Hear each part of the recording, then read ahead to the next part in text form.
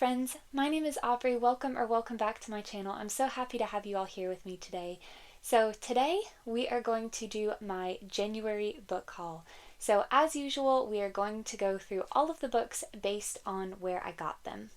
Alright, so we're going to start off with a book that my brother got me as a present, and that is Tolkien's Ring by David Day and illustrated by Alan Lee.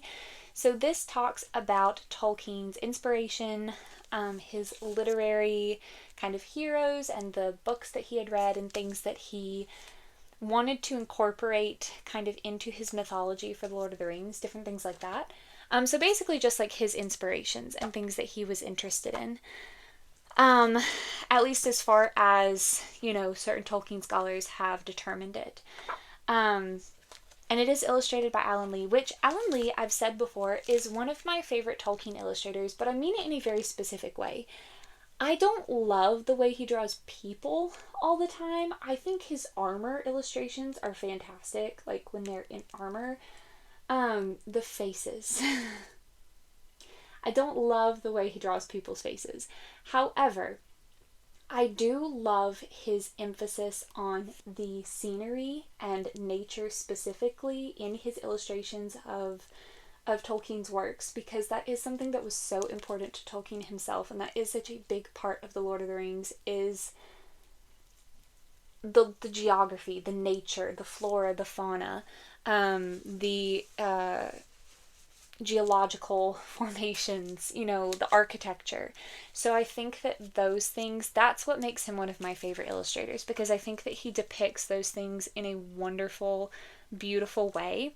And so even though I don't always love his interpretations of characters and what they look like, sometimes he does, sometimes I'm like, I agree with him, and then other times I'm like, I don't know about that.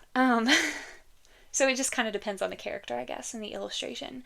But I think that his general illustration style really fits the Lord of the Rings very well. So I'm very excited to read this. It was very, very sweet of my brother to get this for me because he knows how much I love the Lord of the Rings. So very happy to have this.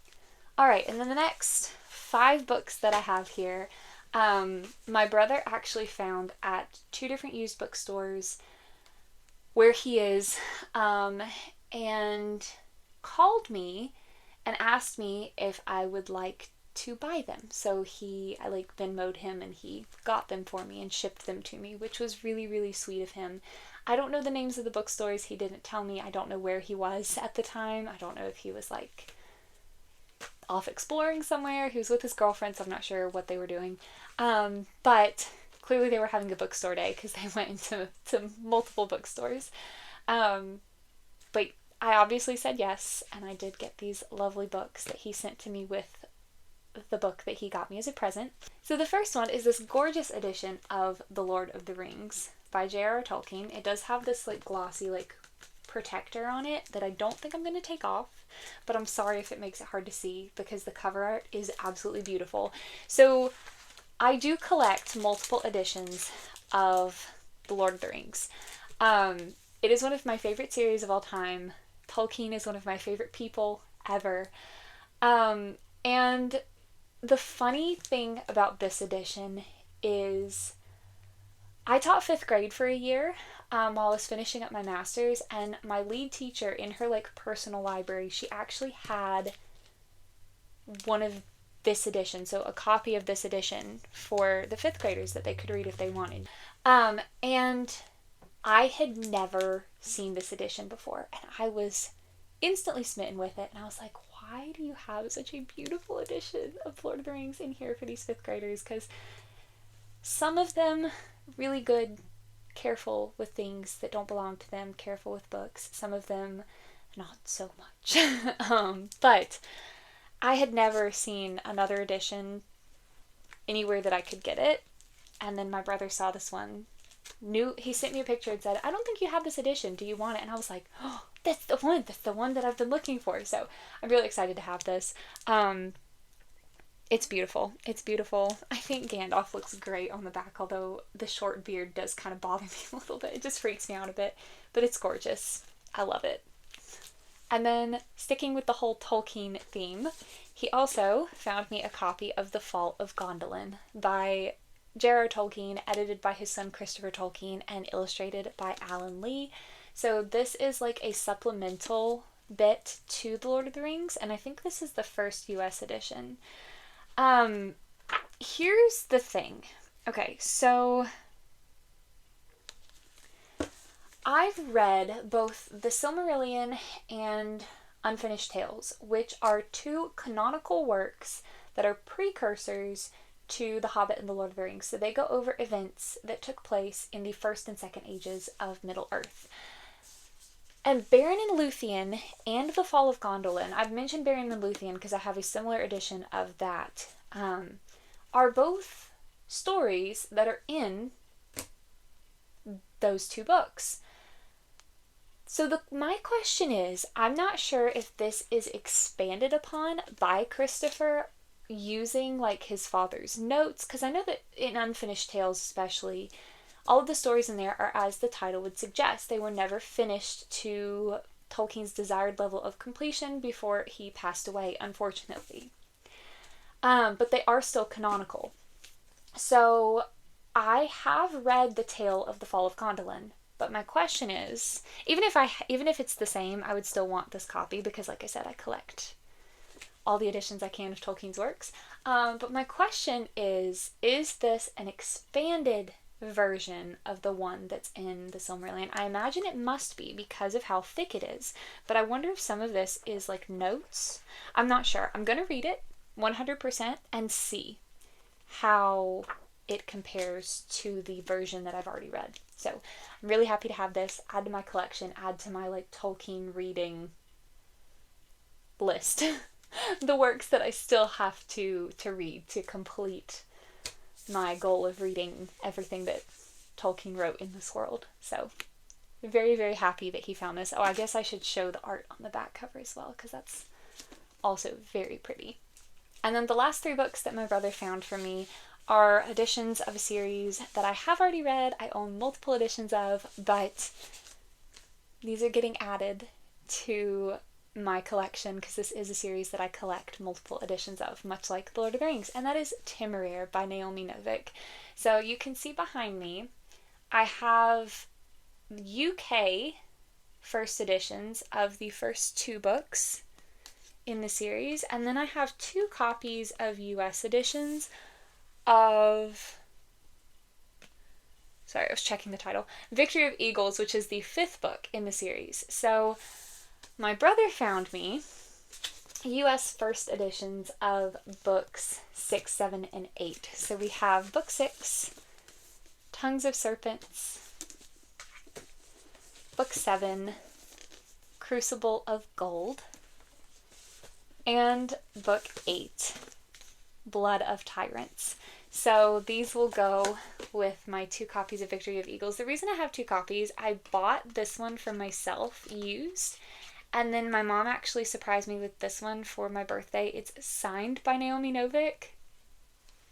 Or it might have been for Christmas. My birthday is December 10th, so I get presents mixed up as to which ones are birthday and which ones are Christmas. But she got me this signed edition here, which was just absolutely the sweetest and amazing. So now I have 5, 6, 7, and 8 in the US first edition hardbacks, which is amazing. The only issue, I'm not sure how to get these stickers off. My brother said that he had some luck with ones he got from the same shop with a hairdryer, heating them, and that made them peel easier. So I'm probably going to try that. I just have not done so yet.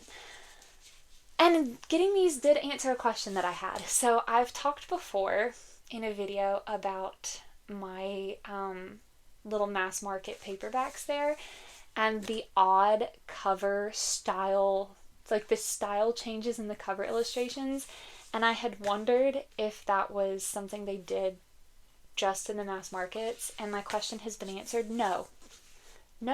It was done in the original US editions. I don't understand why. I don't have a problem with any of these covers, by the way. It's just the inconsistency baffles me. But anyway, I'm very happy to have these. I suppose I should say what this series is about. So Temeraire, we follow a Navy captain, Captain William Lawrence, who finds a dragon egg in a ship that he and his crew have captured from the French. So this takes place during the Napoleonic Wars. The only difference is that there are dragons. And the British military uses dragons for aerial warfare, as do a number of other places in Europe and in Asia, and in other locations. So William Lawrence, Captain Lawrence, he finds this dragon egg, it hatches, and so he has to bind the dragon to him. He has to bond with it and give it a name, because if you don't, right after the baby hatches, like when it chooses its person, it kind of chooses who it wants to bond with, as you see in a lot of Dragon Rider stories. If you don't then form that bond, then the dragon can never be bonded with. And so Captain Lawrence and this baby dragon, who he names Temeraire, bond. They end up becoming a part of the British Aerial Corps, and fighting against Napoleon's forces and going on all of these adventures, traveling all around the world. It's amazing. It's so good and so detailed. I need to do like a video just on this series and why people should read it. But it's one of my favorite series of all time. It's fantastic, and I'm so happy to have these. So then I have a book that I'm not really sure actually where it came from. We kind of found it in the house, and my mom was like, "Is this yours?" And I was like, "No, it's not." And my brother said it's not his. I'm wondering if he like got it for me and then just left it in here as like a surprise. I'm not sure. But that is a copy of Matilda by Roald Dahl. I have read this when I was younger, and I very much enjoy it, and I love the movie. It's a fantastic movie. I haven't read the book in a while though, but Matilda is so cute. It's about a little girl named Matilda, who is being raised by a family who doesn't really understand her. So Matilda is actually very, very, very intelligent. Her family does not value intelligence. They basically value like, let's just say they have a lot of different values than Matilda does, but Matilda is very, very intelligent, and she starts at this school that is run by this lady named Mrs. Trunchbull. And Miss Trunchbull is a big bully. She is like a big, over-exaggerated bully in this book. And so Matilda is using her intelligence, her smarts, to help beat the Trunchbull, and like keep all of the other kids safe, and basically like get them out from under the tyranny of this lady who's running the school. And I'm trying to remember, because like I said, it's been a long time since I've read the actual book, and I've seen the movie a lot more often and a lot more recently. And I'm trying to remember if it's the same, how much is the same in the book as in the movie. And I'm really having a hard time to remember, because in the movie, I know that Matilda, because she is so smart, she actually unlocks potential, and is able to use parts of her brain that most humans don't actually use. So it gives her basically like telekinetic abilities. And I think that's in the book as well. But again, it's been a long time since I've read the book. But it's very, very just over-exaggerated. It is a children's book. It's very cute. It's got all of Roald Dahl's illustrations in it, so you can see the illustrations. And Matilda's teacher, Miss Honey, is very, very sweet. She's very much the opposite of both the bully Miss Trunchbull and then Matilda's parents, who, like I said, don't really value their daughter. They don't really take an interest in what she's interested in. They think she's kind of odd. But Miss Honey is very, very sweet and really tries to foster this intelligence and this love of learning and whatnot in Matilda, and this love for life. And it's just, I love Miss Honey. But it's a very, very cute story, so it's nice to actually have a copy of it now. Okay, then I received one book from Books A Million, and I will say, aside from all of the ones that we just talked about, all of these books are pre-orders, which is kind of nice. I didn't actually order anything in January or go out and buy anything in January, aside from the ones that my brother picked up for me. Everything else is a pre-order. So I did have one pre-order come in from Books A Million, and that is volume 10 of Sasaki and Miyano by Sho Harusono. This is one of my favorite manga series. It's at this point in time my favorite romance manga series, although I will admit I haven't read a lot of those yet. I do have a number of them on my lists that I would like to get to, but so far this one is my favorite. So Sasaki and Miyano, we follow our two characters, Miyano and Sasaki. So Sasaki is a year older than Miyano. They both go to the same high school. And when they meet, Sasaki is pretty much instantly smitten with Miyano. And he tries to take an interest in Miyano's interests. Miyano is not aware of this at first. He thinks that Sasaki's kind of strange, but he likes him. He likes hanging out with him. And then you get to see their relationship develop, and you get to see Miyano figuring out his feelings. And it's just very, very cute. It is a little high school romance. I love it so much. I mean, it's delightful. It's wonderful, and it has some of the prettiest covers. I just love them to pieces. They're so pretty. So I'm really excited to have this one. I am a little bit behind on the series, I will admit. There are a few volumes in the main series that I have not read. Plus, I have not read the 3 short little light novels or the spin-off Hirano and Kaguya that follows one of their friends and his roommate.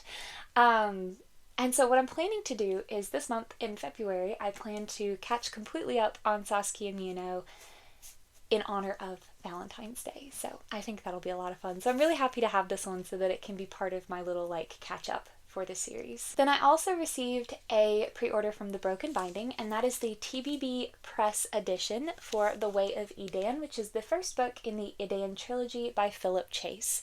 This is so pretty.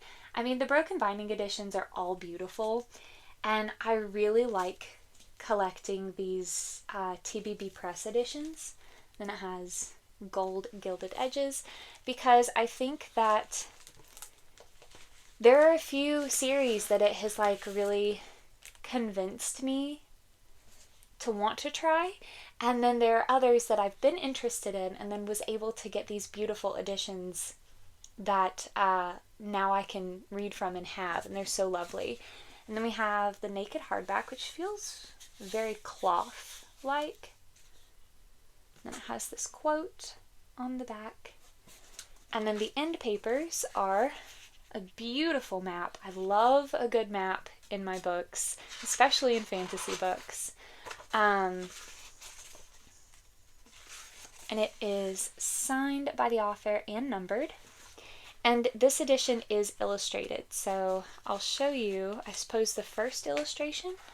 I suppose that's not too spoilery because it's not super far into the book, but it does have illustrations, and it is illustrated by Renee Eigner, who did the colored illustrations, and then Peng Lu, who did the black and white ones. So I'm really excited to read this. Philip Chase is another booktuber. If you've not heard of him, he seems very, very, very nice. I mean, I haven't met him, but watching his videos and listening to him talk, he just seems really nice, and he seems to really genuinely love the fantasy genre, so I'm really excited to read one of his works. But I guess I'll just read the synopsis for this one. The kingdom of the Eternal will awaken when the way of Edan holds sway over all of Eormenland. So say the prophecies. With unrivaled power in the gift, the supreme priest Bledla leads Torland and its mighty army to convert rival kingdoms by the sword and by the fang. Among the gathering resistance is the sorceress Sequara, whose mission is to protect her island and her Andumaic faith from the Torlanders' aggression. A holy war looms over the kingdoms of Eormenland. A chance encounter bestows... I'm sorry. I still have sick, tired brain, so I'm stumbling all over this, and I apologize. As holy war looms over the kingdoms of Eormenland, a chance encounter bestows a terrible curse upon a young man. Dayraven's curse may decide Eormenland's fate, but first, with the help of unlikely friends, he must survive the shattering part of his world. So yeah, sounds very epic fantasy. It sounds Norse in a way, some of these names. I don't know if it has Norse inspiration, but it definitely sounds like it does. And the ships look very Scandinavian, very Viking-esque. So That's The Way of Edan. Sounds cool. This edition is beautiful. It's beautiful. I really hope that the Broken Binding does the other 2 books in this series as well. Okay, then I got 3 books from Crunchyroll. So the first one is Volume 10. We have another Volume 10 of A Gentle Noble's Vacation Recommendation by Misaki. So the story is by Misaki, and then the art is by Momochi, Lamp Maganote, and Sando. And I have to say, the art style has improved so much from Volume 1 in the way that the people themselves are drawn. Like the proportions and just the way that they look, it's improved so much, and this cover is gorgeous. So in this series, it is an isekai or transmigration, meaning we have someone who is transported from one world into another.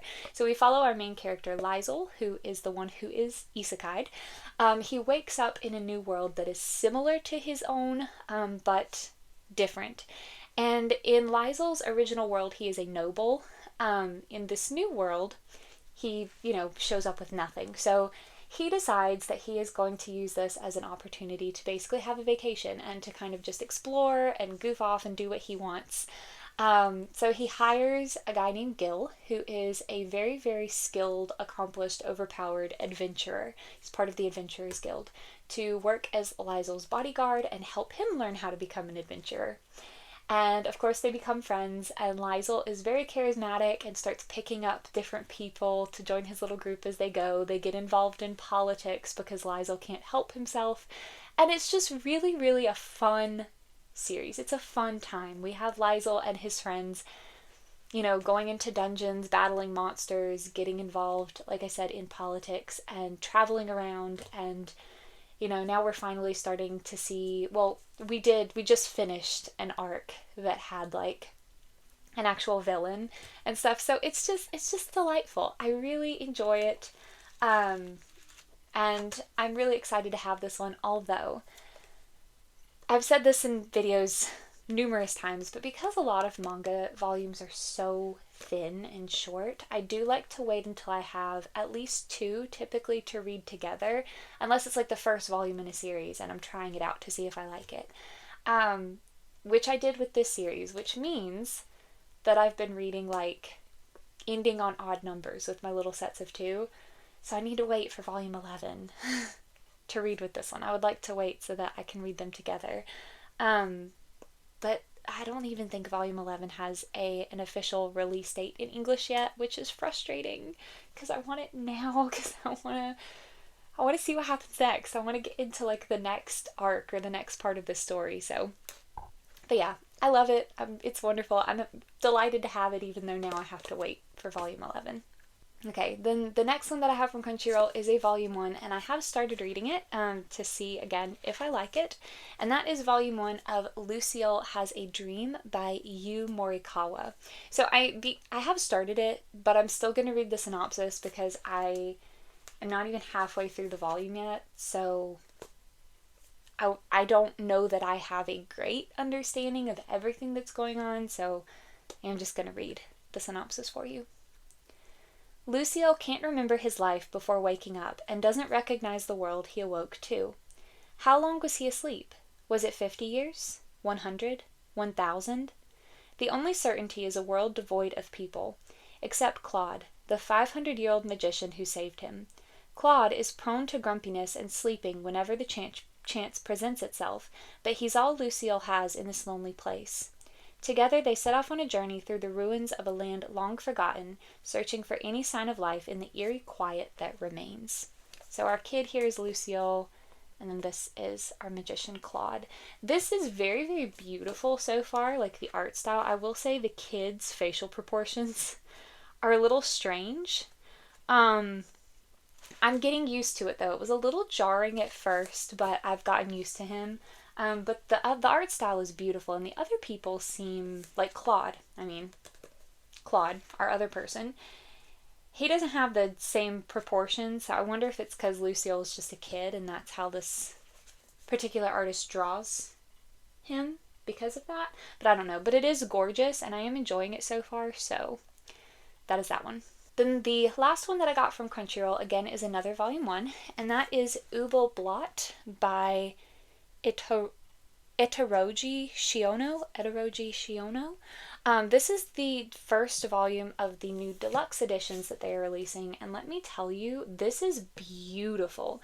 I think it's like faux leather. I'm sure it's, yeah, I don't think that's real leather, which is fine with me. I don't care, but it's so pretty, and it has sprayed edges, which is not something I really see with manga, so that's really cool.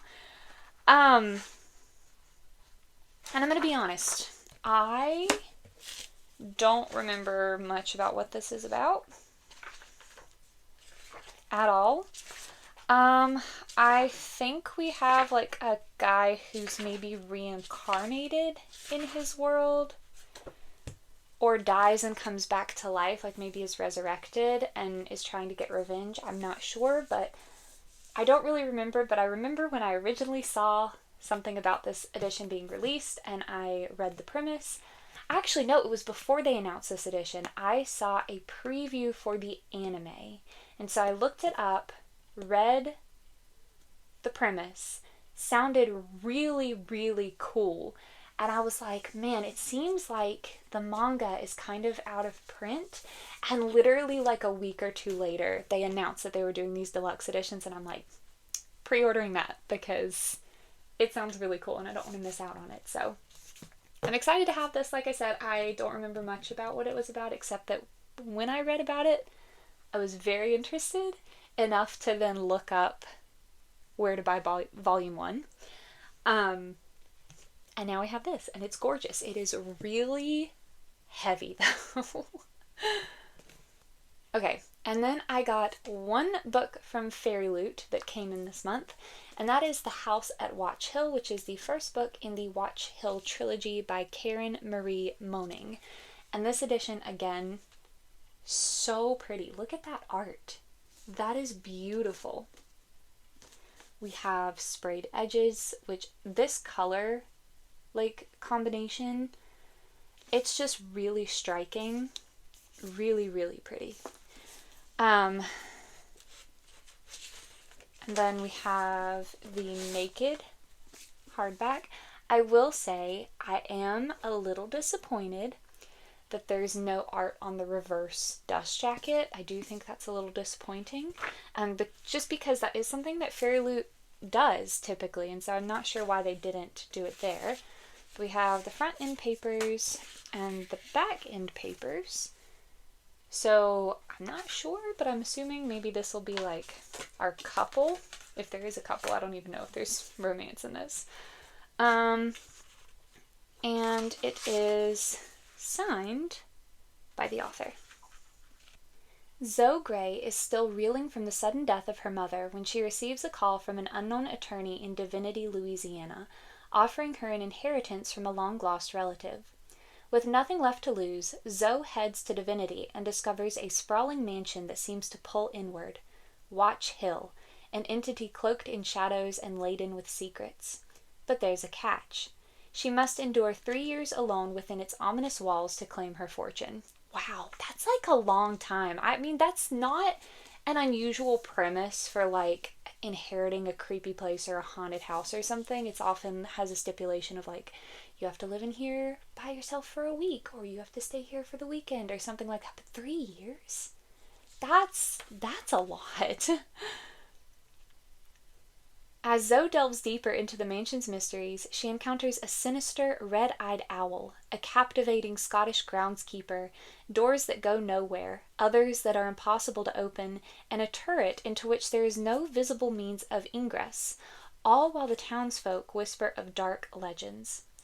Unaware of her own ties to the house, Zoe must confront ancient evils and unlock something deep and dark within herself before evil consumes her completely. So this just sounds like a cool creepy house story, and I love a good creepy house story. And again, the cover is absolutely beautiful. Like, I don't know what the original cover art looks like, but that's gorgeous. But yeah. Oh, maybe I should read the quote on the back. It's pretty cool. The house at Watch Hill was a patient beast, born of dichotomy, a familiar stranger, a beautiful monstrosity. It seduced before it terrified. And it would never be done with me. I was the sweetest thing the evil in those walls ever tasted. Okay. Sounds like it might be in first person, the story, or at least part of it. But yeah, that just sounds cool. Creepy house. And it is a trilogy, so I really hope I like it. And if I do, I really hope, I mean, even if I don't, because I'm sure there are lots of people who already love this, I hope Fairy Loot does the rest of the series so that, you know, myself, if I like it, and others will have like a matching set. Alright, then I also had a book come in from Fox and Wit, and I believe that this is their January book box pick. I'm pretty sure. But that book is Empire of Shadows, which is the first book in Riddlers of the Arcana by Jacqueline Benson. I will say, although I think that this cover is gorgeous, I actually am a little disappointed. I kind of like the original cover better. I'm going to put it up here and you can compare. So I am just a little bit sad that I got this because I do really like the original cover. See, that's the thing that I wish book boxes like Fox and Wit would do. If all they're doing is an alternate cover and, you know, no sprayed edges, any extra content or extra art like that, which is fine. Like I said, I like Fox and Wit. I'm subscribed to them. But I wish that they would post at least a preview of some part of the cover, or maybe a preview of the cover, like once the book has been announced and you know what it's going to be, or something like that, just so you can decide for sure which cover you prefer, since that's really the only difference. And I mean, and they do the naked hardback, which this one is pretty cool. Looks like a journal, which is neat. But I just, you know, they don't do like end paper art. They don't do sprayed edges or any new artwork or content. So I do wish that because you're buying it for the cover, I wish you could make an informed decision about the cover. It is signed, which is really nice. But I do kind of wish, I don't know, because I do like the original cover for this one. Although I do like this cover as well. I do think it's really pretty. Something about the original cover just gives me like mummy vibes, which funnily enough, this book has been compared to, or like that's one of like the comp titles. Yeah, mummy vibes, see in the little brochure that they give you. And then they also did send stickers with this one, which is really cute. I don't think these stickers have anything to do with the book necessarily. They're just like little fall stickers, but they are really, really cute. Nice Victorian ladies don't run off to find legendary lost cities. One trifling little arrest shouldn't have cost Ellie Mallory her job, but it's only the latest in a line of injustices facing any educated woman with archaeological ambitions. When Ellie stumbles across the map to a mysterious ancient city, she knows she's holding her chance to revolutionize pre-Columbian history. There's just one teensy complication. A ruthless villain wants it, and Ellie is all that stands in his way. To race him to the ruins and avoid being violently disposed of, she needs the help of maverick surveyor Adam Bates, a snake-wrangling rogue who can't seem to keep his dratted shirt on. That just tickled me, I'm sorry. But there's more than Ellie's scholarly reputation and life on the line. Her enemies aren't just looters. They're after an arcane secret rumored to lie in the heart of the ruins, a mythical artifact with a power that could shake the world. Between stealing trousers, plummeting over waterfalls, and trying not to fall in love with her machete-wielding partner, will Ellie be able to stop the Oracle of a Lost Empire from falling into the wrong hands? Yeah, this sounds fantastic. It does really have good mummy vibes, man, except obviously, like, I think South American maybe. Looks very South American. As opposed to, like maybe Central American, South American as opposed to Egyptian. But that sounds amazing. Yeah, that sounds great. I'm really, really excited to read this. I love The Mummy. It's one of my favorite movies, and I also love archaeology. I love watching shows about archaeology.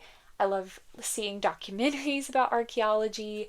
Expedition Unknown with Josh Gates is one of my favorite shows because it combines so many of my interests like lore and archaeology and history and exploration.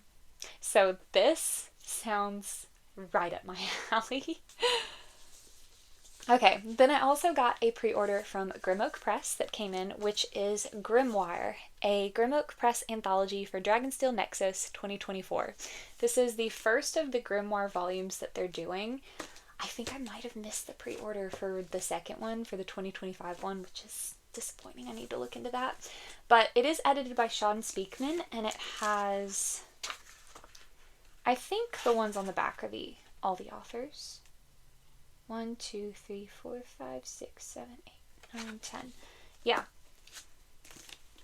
It has stories by all of these authors in it. So it's like a collection of short stories. And I think that some of these are perhaps connected to some of these authors' like wider worlds. I think. I could be wrong. They may just be standalones, I'm not sure. It is signed by a few of the authors, not all of them, but like we have, let me see if I can read these. We have Robin Hobb. I think that's Zach Argyle. Whose name starts with Kat Ogden. Peter Arulian, and then I think pretty sure that might be Sean Speakman's signature down there. I'm sorry, I'm not always great at reading people's signatures, but that's really cool. I did not know it was going to come signed, so that's awesome. But yeah, I'm really excited to get into this. I'm going to do a little bit of research and look up and see which of these stories are standalones and which are connected to other worlds, because I want to make sure I have the context I need for any of those that might be in here before I actually read those ones. So I'm going to do a little bit of research for these, but I'm really excited. And that picture, the cover art, that is gorgeous. That's beautiful. That's like very, very classic fantasy. Very detailed. That is beautiful. Although I do, as a dragon lover, it does make me a little sad when we have the dragons like in conflict with someone, but it's still beautiful. And then speaking of dragons, I have 2 books that came in from Owlcrate. The first one is their edition of Eragon. The first book in the Inheritance Cycle by Christopher Paolini, one of my favorite series of all time. This is beautiful. Look at that. Here's the spine. We have more art on the back. Look at it. And it says, "Now for the greatest adventure of all." Oh my gosh. Then we have sprayed edges. If you look really closely, you can see Eragon on Saphira's back there. But then the top, the bottom. Oh, it's so beautiful. And then we have art on the reverse side of the dust jacket of Saphira in her armor with Eragon. Look at that. Oh my gosh. It's so pretty. That's wonderful. Okay. And then we have the naked hardback, which looks like the dominance of fate. Oh my gosh, it's so beautiful. We have art on the front end papers. We have Angela and Solemnbaum and Eragon getting his fortune read. It is signed by Christopher Paolini. And then we also have art on the back end papers that is a little spoilery. So if you haven't read Eragon, just maybe close your eyes. I won't say out loud what scene is depicted. And then I'll just tell you when you can open your eyes. Okay? So seriously, this is a little bit spoilery for like a big battle that happens near the end of the book. So close your eyes. Are your eyes closed? If you haven't read it, you can keep them open if you have. Okay, I'm gonna show it now. Oh, look at it. Look at it. It's beautiful. Okay. Alright, I've put it away. If you haven't read the book, you can open your eyes now and rejoin those of us who have. But yeah, it's so pretty. And it is actually illustrated, this edition, which I didn't realize it was going to be illustrated. I am absolutely delighted. We have 1 illustration by Christopher Paolini and then 2 by Alice Sow or Cow. I'm not sure how to say it. I don't want to show these illustrations because I don't want to spoil anything, but It does have 3 illustrations in it, which is amazing. I am pretty sure Owlcrite has said that they're going to be doing the other books in the series, I think. Or am I misremembering? Because see, the Broken Binding has also announced editions of the Inheritance Cycle, or at least the first 4 books. And I'm just waiting for pre-orders to open. I am like on the interest list. So I can't remember if Owlcrite has said they're doing the rest, or if I'm getting them confused with the Broken Binding. But they need to do the rest, because this is beautiful, and I need to have matching editions for the other books. But so that is the first one that came in from Owlcrite. And then the other one that came in is the January adult fantasy book, which is Water Moon by Samantha Soto Yambao. It's so pretty. I mean, the original cover art is also really pretty, but like, this is beautiful. Then we have our sprayed edges.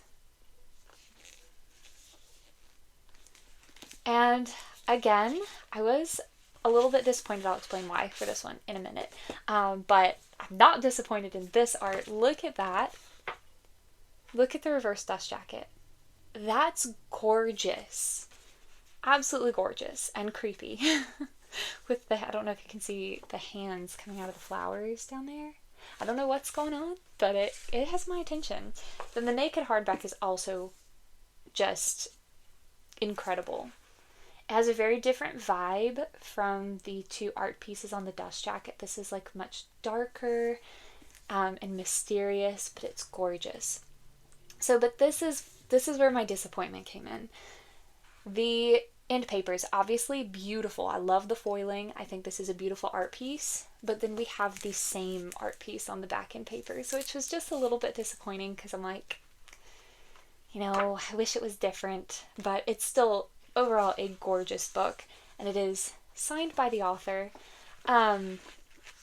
Yeah, I'm really excited to read this. It's been like on my kind of anticipated releases, and so when I saw that Owlcrite was going to be doing it, so I do look at, there are some accounts on Instagram that I do look at to see what different subscription boxes are going to be releasing based on like their like hints that they give out.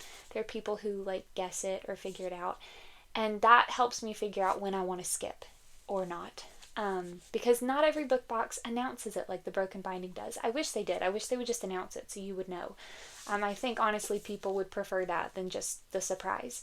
But there are people out there who do figure it out based on the hints that they put out, and it's always really nice to know. But when I found out that this one was going to be the January book for the adult fantasy subscription, I was like, definite check, definite renewal. Very excited. Okay. A woman inherits a pawn shop where you can sell your regrets and then embarks on a magical journey when a charming young physicist wanders into the shop in this dreamlike and enchanting fantasy novel. On a back street in Tokyo lies a pawn shop, but not everyone can find it. Most will see a cozy ramen restaurant, and only the chosen ones, those who are lost, will find a place to pawn their life choices and deepest regrets. Hana Ishikawa wakes on her first morning as the pawn shop's new owner to find it ransacked, the shop's most precious acquisition stolen, and her father missing. That's like a terrible first day. And then into the shop stumbles a charming stranger, quite unlike its other customers, for he offers help instead of seeking it. Together they must journey through a mystical world to find Hana's father and the stolen choice, by way of rain puddles, rides on paper cranes, the bridge between midnight and morning, and a night market in the clouds.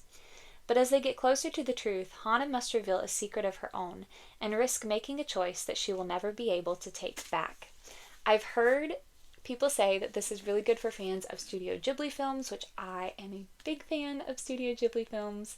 And I'm just really excited. I feel like this is going to be both very cozy and whimsical and magical, and also maybe a little bit hard-hitting with this idea of regrets and choices and living with the choices we make, perhaps. I'm not sure. That's what I'm hoping for. So I'm hoping for a good combination of the cozy and whimsical and emotional with this. Alright, and then the final book in this book haul is a book that I had pre-ordered from Subterranean Press, and it did come with a bookmark. This is not the book I ordered, by the way, but it did come with this bookmark for Jump Tribe by Clive Barker, which I've never heard of, but it's a very cool little bookmark. I like it. It's got these like creatures that almost seem to be making letters. I'm not sure. And then our quote on the back, which I love that quote. Badness isn't born, it's made. That like makes me that intrigues me about that book. But the book that I ordered is Demon Daughter. This is the newest novella in the Penric and Desdemona series, which is an ongoing series in the world of the Five Gods, the World of the Five Gods, by Lois McMaster Bujold. So if you have been around, you may know I was on a mission last year and also the year before to get all of the Subterranean Press editions of the Penric and Desdemona books, and I accomplished it. I did manage to do so. I think like the last two before this one I was able to just order from Subterranean Press, but all of the others I hunted down, I found them, used copies, library copies. It was actually kind of fun looking for them, but I am glad it's over. I feel very happy that I was able to accomplish that goal. Because this is a series that I really want to get into. I do need to read the first series in the World of the Five Gods, which starts with the Curse of Shalion, but I can never remember what the actual series is called. Maybe it's just called Shalion. I feel like it might just be Shalion is like the first series in that world. I'm not sure. But I love these covers on these Subterranean Press editions. I think they're beautiful. So now that I'm caught up, I was able to pre-order this one when it was announced. And it is, if I can find the right page, it is both signed and numbered. So very cool, very happy to have this and to add it to that growing stack of books in this series that I need to actually get to. Alright, so that is everything that I got in the month of January, all of the books. I think it came to a total of 18, which is, so I'm trying not to buy as many books this year. I mean, I tried this last year and I didn't even really try. I just kind of said I was going to and then kind of failed immediately. But I'm trying not to buy many books this year unless A, they're special editions, B, they are new editions of books that I like collect multiple editions of, so like the Temeraire series, Lord of the Rings, Harry Potter, Good Omens, Heaven Official's Blessing, Song of Achilles, those sorts of things. Or they are continuations of series that I am actually currently reading. So that's kind of my goal. So I, so far, have kept to it. We were 1 month in and I've kept to it. Because all of these were ordered before January, and again, some of them go under the special edition category, so that doesn't matter anyway. I mean, except Watermoon, because it was my January subscription for Owlcrate, but that's fine, because it's a subscription, it's a special edition. And then the only books that I actually bought this month were, again, editions of books that I collect, and then The Fall of Gondolin, which is another one that I need for my Tolkien reading goal. So that's what I'm trying to do. So this book haul was still a little bit big because I did have a number of pre-orders coming in, but I do expect my book hauls this year to be much smaller than the ones last year ended up being. So that's kind of where I am at this point. I'm trying to be good. I really am. I'm trying to be good. I hesitate to even say this, but the only exception I might make is if there is a series or a book that I know won't be available, even if it's not a special edition. My manga people, you know what I'm talking about sometimes. Sometimes things go out of print, and if you know and you find a copy that you can get cheap, then that, I might leave myself some leeway for that, but probably not. Well, that's just if it happens, then I won't punish myself for that. But yeah, special editions, books I collect, or continuations of series that I'm currently in the middle of, or currently collecting in some cases, if it's like I said, a special edition series or something like that. Anyway, that would go under special edition anyway, so I don't know what I'm saying. But anyway, yeah, so those are all the books that I got in January. I would love to hear what books you got in January, if you want to put them down in the comments, or if you are now excited to read any of these based on, you know, me showing them to you or talking about them, or if you have read any of these that I haven't yet read and you want to try to encourage me to read them soon. I would love to hear your thoughts. Just please keep all comments spoiler free. But I really do genuinely love talking to you guys in the comments, so each comment makes me very happy to see and to respond to. If you want to leave an emoji, so let's maybe do like... Oh, I know what we should do. Let's do a snake, because we just had the Lunar New Year, and so it is now officially the year of the snake. So if you want to put a little snake emoji down there, either with your comment, or if you want to let me know you're here but you don't have anything else to say, you can just pop a snake or two down there. But yeah, so again, thank you guys so much for watching. I hope that you're having a wonderful day or a wonderful night wherever you are, and I hope to see you in my next video. Bye!